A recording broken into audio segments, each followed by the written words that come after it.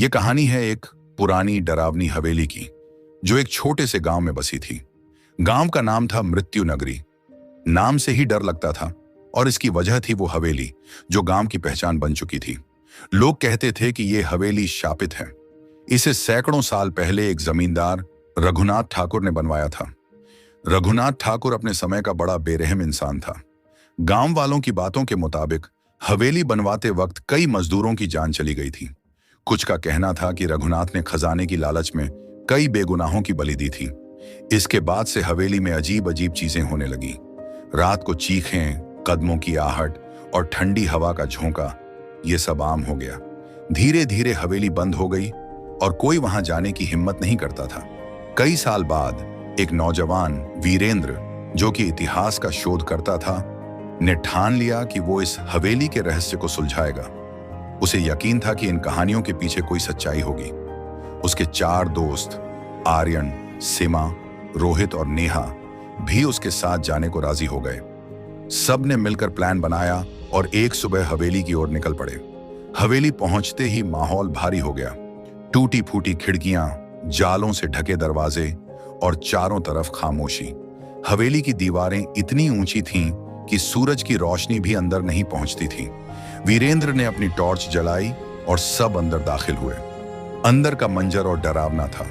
हवा में सड़ांत, फर्श पर धूल की मोटी परत और दीवारों पर कुछ अजीब से निशान, जैसे किसी ने खरोंच कर बनाए हों। सीमा को एक कोने में पुरानी तस्वीर दिखी जिसमें एक सख्त चेहरा वाला आदमी था, शायद रघुनाथ ठाकुर।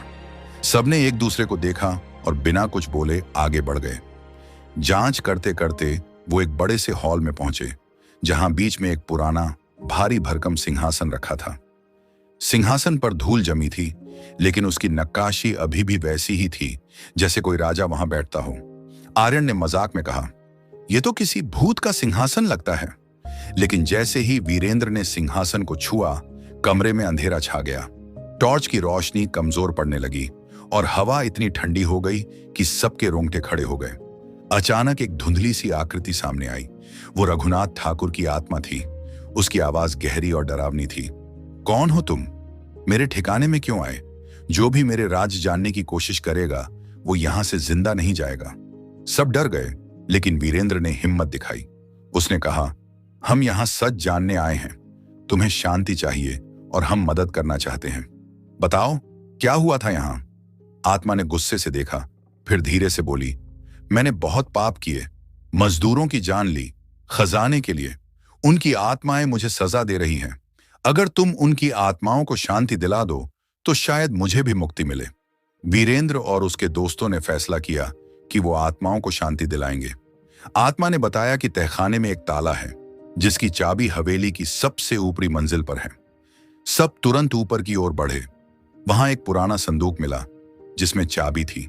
चाबी लेकर वो तहखाने में गए। तहखाने का दरवाजा खोलते ही एक सर्द हवा का झोंका आया। अंदर का नजारा दिल दहला देने वाला था। दीवारों पर खून के पुराने धब्बे और हवा में हल्की हल्की सिसकियां। वहां मजदूरों की आत्माएं थीं जो दर्द और गुस्से में भटक रही थीं। उनकी आंखों में बेबसी साफ दिख रही थी। वीरेंद्र ने हिम्मत जुटाई और आत्माओं से बात की। उसने कहा, हम तुम्हें शांति दिलाने आए हैं। अब तुम्हें भटकने की जरूरत नहीं। दोस्तों ने पास के मंदिर से पंडित को बुलाया। पवित्र जल और मंत्रों के साथ पूजा की। धीरे धीरे आत्माओं के चेहरों पर शांति दिखने लगी और वो एक एक करके गायब हो गईं। जैसे ही आखिरी आत्मा गायब हुई, रघुनाथ की आत्मा फिर से प्रकट हुई। उसकी आवाज अब शांत थी।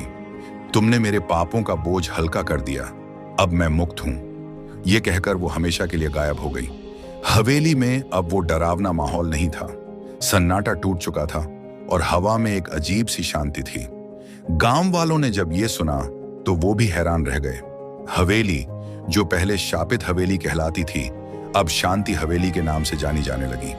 वीरेंद्र और उसके दोस्तों की हिम्मत और अच्छाई की कहानी गांव में हर जुबान पर थी। तो दोस्तों, कैसी लगी कहानी आपको? अगर अच्छी लगी हो तो लाइक करें,